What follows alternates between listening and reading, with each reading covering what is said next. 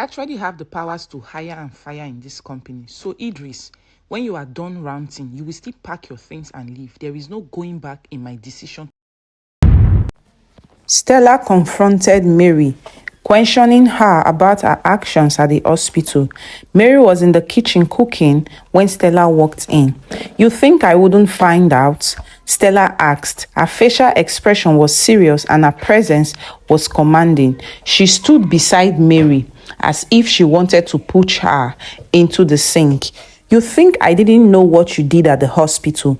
Idris has pushed me away and had secretly married you. Why do you want to claim the baby that doesn't belong to him? You want the baby to be his own so that I will continue to suffer under you? You are a wicked woman. You paid the lab technician to change the DNA test result. You think I wouldn't find out?" Stella asked angrily. "For more than 2 weeks, the two of you did not give me food in this house. None of you helped me in any way to care for my daughter. And when you noticed that my story was about to change for the better, you started to plan how to sabotage the plan God has for me. You are a devil," Stella said to Mary. She paused to make sure her point sank well in Mary's head and then continued to talk. "You wanted me and my daughter to suffer for the rest of our lives. Well, I have news for you. We will not suffer. The baby belongs to Abel and it has been confirmed by the DNA test, even though you wanted to sabotage it. Your plans failed. You have to hash another plan because this one did not work. My daughter belongs to Abel and not your wicked husband," Stella said as she turned to leave the kitchen. "So you are proud that you got pregnant for another man while still in your husband's house. Why are you shouting up and down as if what you did was something to be proud of?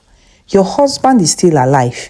You still live under your husband, but another man got you pregnant and you gave birth to the baby right in your husband's house. Is that what you are proud of? So if they allow you now, you will go to the street and start telling people that you got pregnant for a white man while still married to your husband. You should have small shame, Stella. Are you not ashamed?" Mary asked. Her words drew back the attention of Stella. She was already leaving the kitchen, but she turned back. "I'm proud of what I did. You want to hear the full story? I'm extremely proud of my actions. I have taken responsibility of my actions. Everything you enjoy in this house today came from me.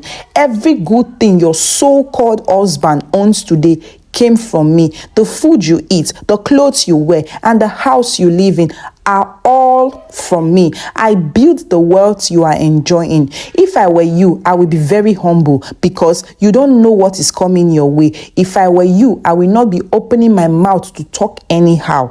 You don't know how I started with my husband. You don't know how we used to live in poverty. You don't even know how we got the job. You don't know what I went through with him over the years when he was jobless. You just came from nowhere and became a second wife. You came and you met a lot of money. You met a man who had already made money to spend on you. Let me tell you, I started with Idris when he had nothing. I made difficult sacrifices to bring him to this level. Yes, what I did was wrong, but I just discovered that you want to use it to mock me. I won't allow myself to be mocked. So if you are asking me to bow my head in shame, my answer is no. I won't do that. I will be proud. And if I have my way, I will go to the radio station and pay them to have it announced for more people to hear. Are you satisfied now?" Stella said with a sarcastic smile as she left the kitchen. Mary didn't respond because at that point, she didn't know what to say. When Stella came out from the kitchen, she saw Grace sitting in the living room. She was on call with her father, who was in the UK. They were already rounding up their discussion when Stella arrived in the living room. "It's settled. Abel has accepted the baby as his own.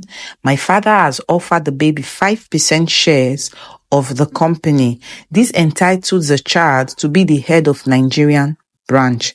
However, Since she has not come of age, you have been asked to be the trustee managing director of our Nigerian branch until the baby grows to 18 years.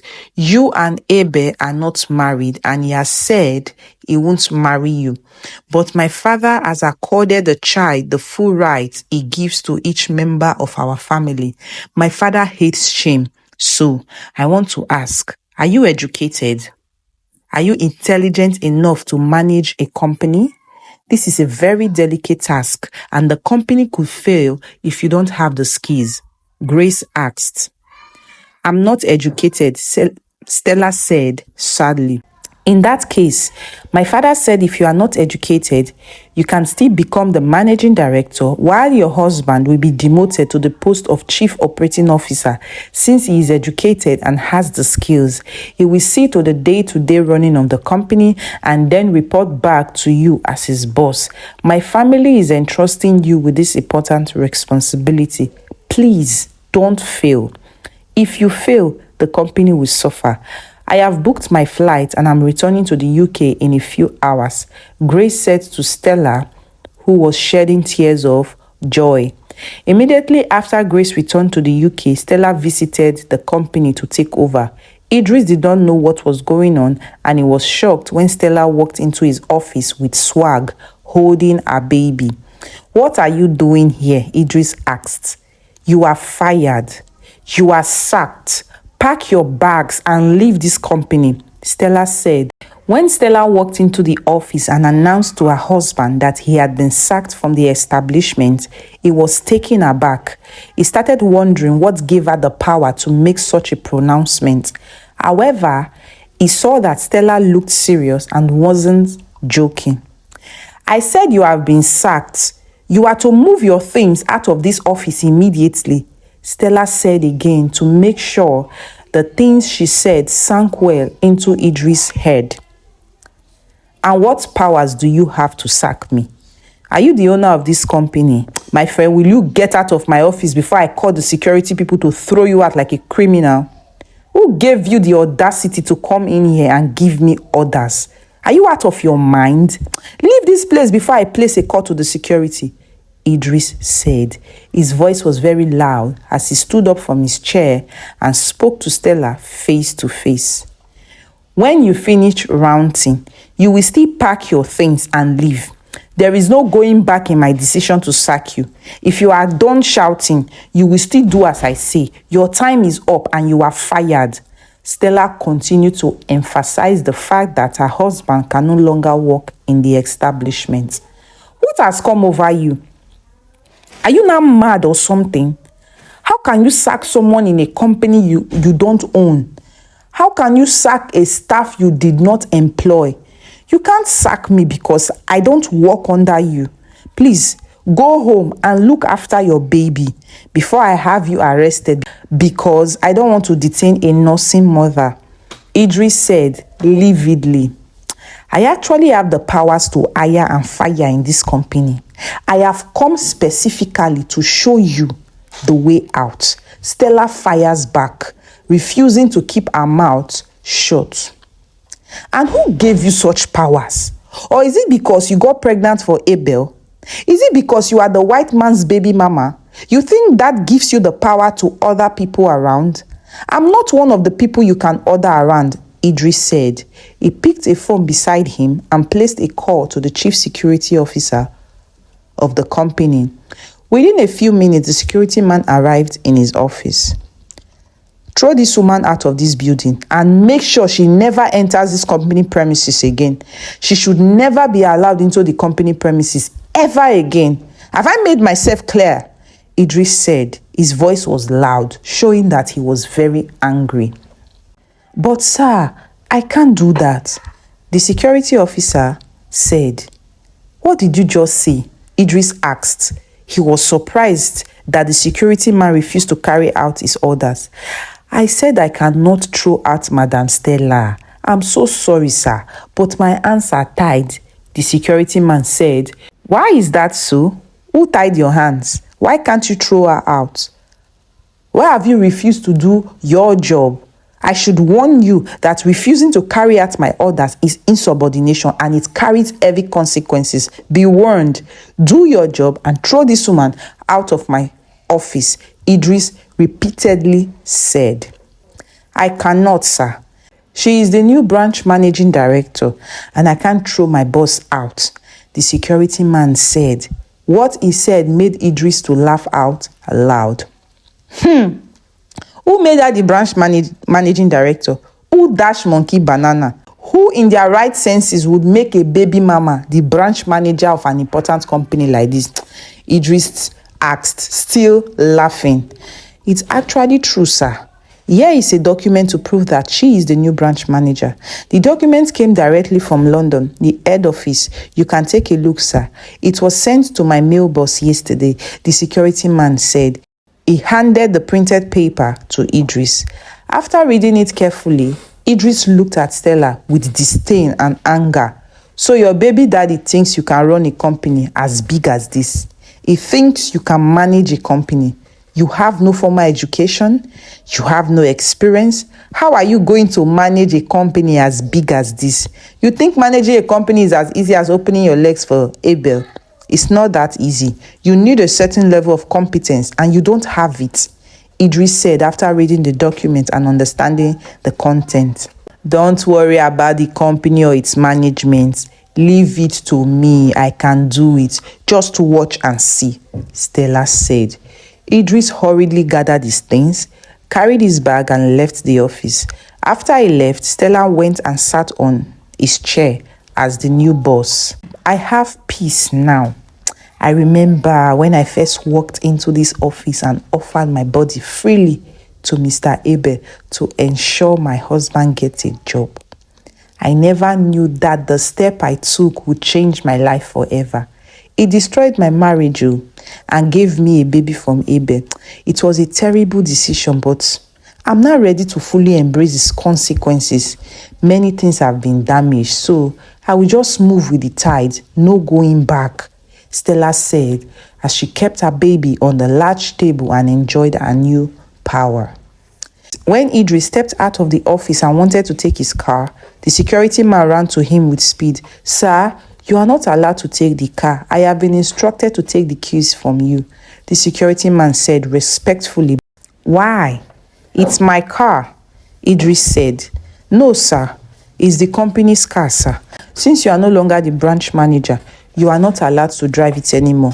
You are to drop the keys and leave the company premises without any company property, the security man said. Idris looked at him angrily and walked away from the premises. He was so angry, but there was nothing he could do. He had lost the game of power. Later in the evening, when Stella came back home, she came with the company's security men. Idris was sitting in the living room with Mary when they arrived. You are to leave this house immediately. This house is a company property. Remember, you are not paying rent here. The company gave this house to you because of the position you held. Since you are no longer working for the company, you are to pack your things and leave the building immediately. Security, throw them out, Stella said as she walked with swag into her room. After Idris was fired from his job by Stella, he prepared his mind for other revenge tactics to be executed by Stella. So, it was not surprising to him that when Stella returned from her office, she asked them to move out of the company's house. In fact, Idris and his wife Mary had already packed their belongings into bags and were just waiting for Stella to say the word and they would move. He knew there was no way Stella would allow them in the building, so he was prepared. As soon as Stella left the living room and went to her bedroom that evening, Idris beckoned on his wife and they went into their room and started bringing out their already packed bags. When the company security brought by Stella wanted to be the ones to throw out the bags, Idris rejected the idea, insisting that there was no need for such because their bags were already packed and all was needed was to leave the building respectfully. He didn't want to give Stella the satisfaction of throwing them out as if they were owing rent. So, Idris and his wife moved their belongings into a waiting van. Idris had already chartered a vehicle to take them away from the company house. It was fully prepared for Stella. Soon after their things were loaded in the van, they drove out of the compound. Where are we going to right now? I told you to beg Stella so that she will allow us to stay in the house. Let us go and beg her, please. I'm ready to kneel down and plead with her to forgive us of everything we did to her. If you don't want to be the one to do the begging, I will do it. Please, we don't have a place to go. Are we not going to be stranded in the streets? How can you just move away from the company house without having a destination? Let us go and beg Stella and she will forgive us and allow us to stay. Please, my husband, swallow your pride and beg her. Mary tells Idris when they are driven out of the compound. I can't beg Stella. Don't you realize she wants us to beg her? If you go back to beg her, you will be doing exactly what she wants. She wants to have the satisfaction of being begged like the new boss, but I will never beg her. She wants to bring me to my knees and crush my ego, but she can't do that. She wants me to kneel before her and cry for help. She wants me to beg her for my job and for shelter. That's not going to ever happen. I want to show her that I'm still the man who paid her bride price, married her, and that she can't control me, Idris said to Mary. So where are we going to go now? We don't have a house. And you have even lost your job. How are you going to pay for house rent? I'm scared though, because I don't want us to be stranded in the street. Remember that I'm pregnant. I don't want the baby to be stressed, Mary said.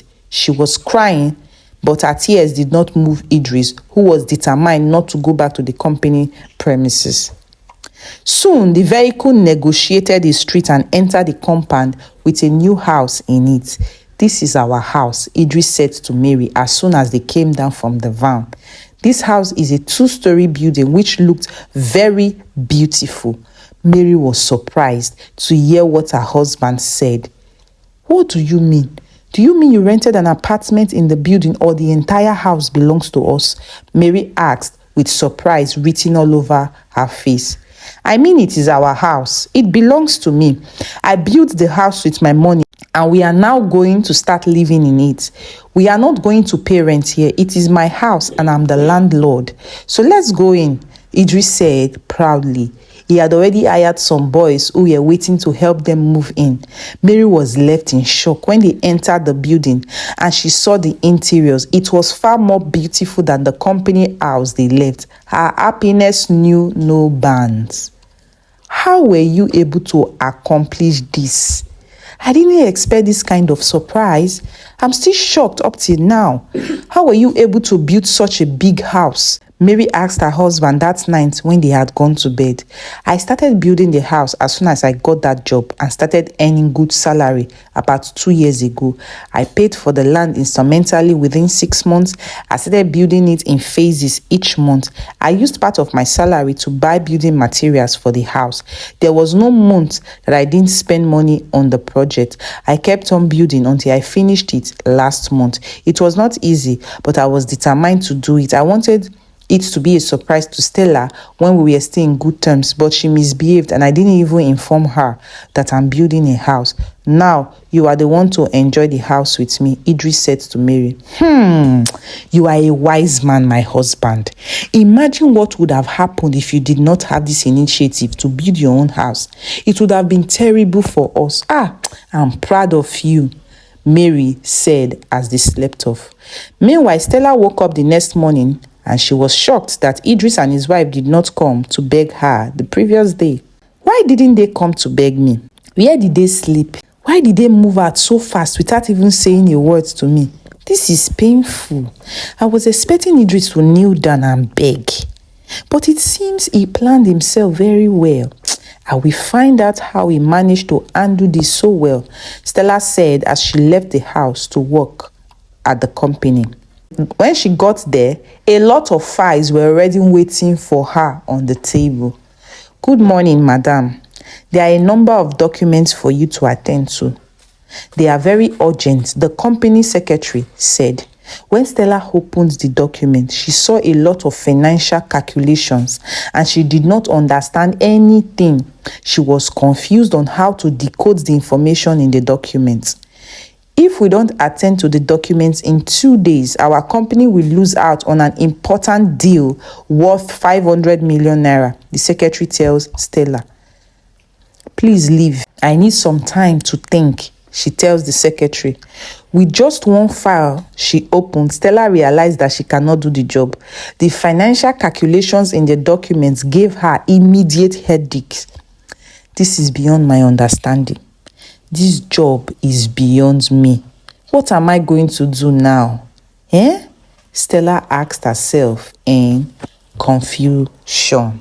It is now more than 24 hours since Idris was sacked from his job, and he and his wife were also asked to leave the company's house. He decided to work for himself instead of working for people endlessly.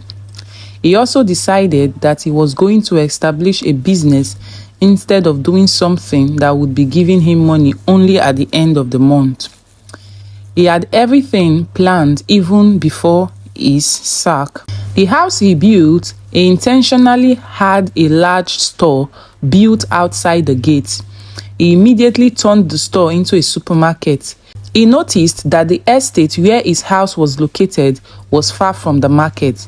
So he knew the supermarket business would work because people from this estate need a place to buy basic provisions. On the very day he was arranging goods in the store, a lot of people were already outside buying things from him.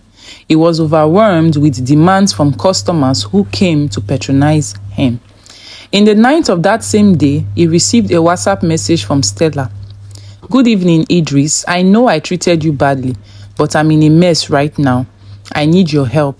There are documents at the office which require expert attention. I do not understand the content of the documents. I have been asked to sign them, but I can't possibly sign what I don't understand. I do not want to make any mistakes. Please, can you come over to the office and help me out? I have only 24 hours left, and the company would lose a huge contract if the documents are not signed and sent back. Stella wrote in the message. Hi, Stella. I no longer work for your company, so I cannot possibly leave my own business and start attending to yours.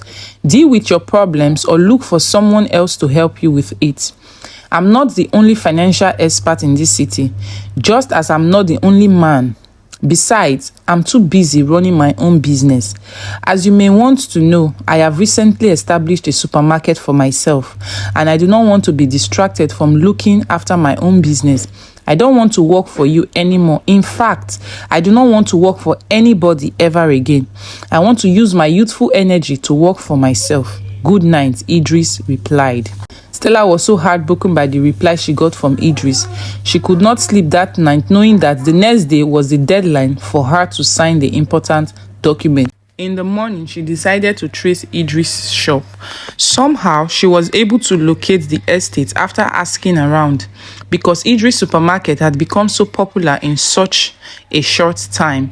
When she arrived at the shop and saw the supermarket, she was shocked. You own this place? Stella asked in shock. Yes, the shop is mine and the house too. I had everything planned out. In fact, I was already buying goods for the shop before I was sacked. So when we moved into the building, I just bought a few more goods and opened for business, Idris said.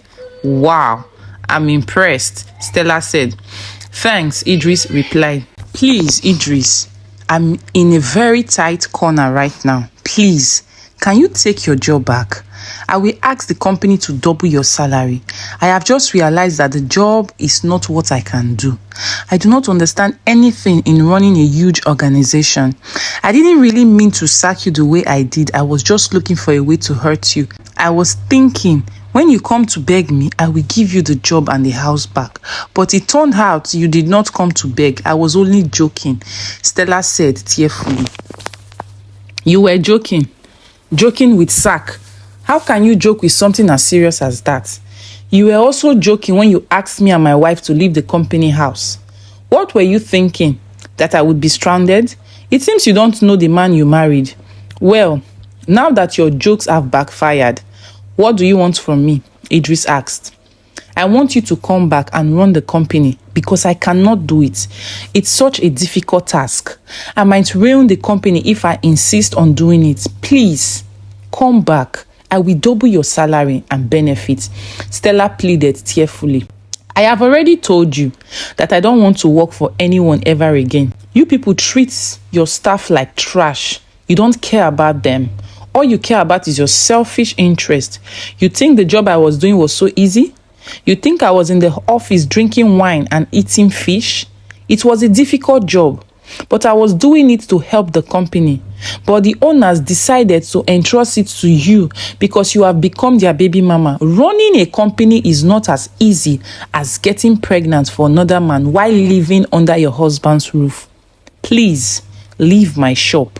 I have my customers to attend to," Idris said as he left the scene. Stella became increasingly agitated. As she was driving to the office, she was determined to sign the document even without knowing the content or what the deal was all about. She got to her office and flipped out the files.